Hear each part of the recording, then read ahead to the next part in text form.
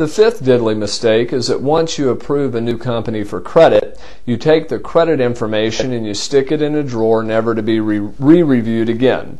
Let me ask you something. Have you ever seen the inquiries at the bottom of your personal credit report? Most of those inquiries are from companies that you're already doing business with.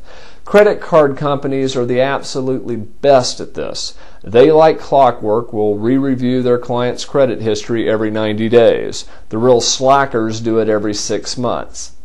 When was the last time you re-reviewed your client's credit? If you're like most staffing firms, the answer is never. Let me explain why this is so very important.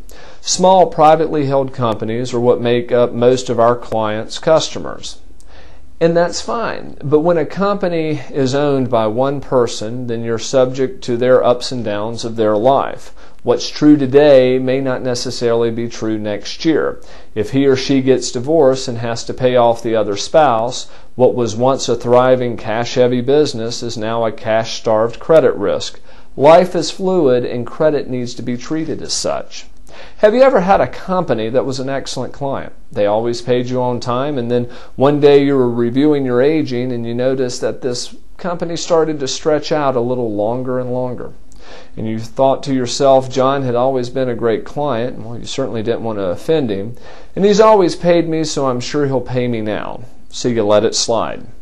90 days go by, and you see that this once wonderful client is now 120 days past due, and he stopped using your services.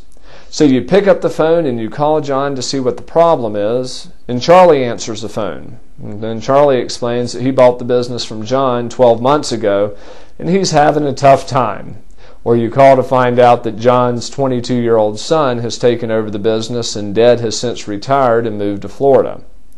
If you had rechecked the credit application or simply the Secretary of State, you would have seen that the company had new owners. Or if you had re-reviewed the credit policies and procedures, you would have seen that John had lost his major client and was only a fraction of the size that he once was just 12 months ago. And it's not that small businesses are out not to pay their bills. Quite frankly, I believe just the opposite. But the fact is, most companies are undercapitalized, and if there's a change in their personal life or in market conditions, their credit suffers a lot quicker than most people can imagine. Now, I'm not saying that you should go out and have your clients refill out a credit application every 6 to 12 months. That would offend and chase away a lot of your clients.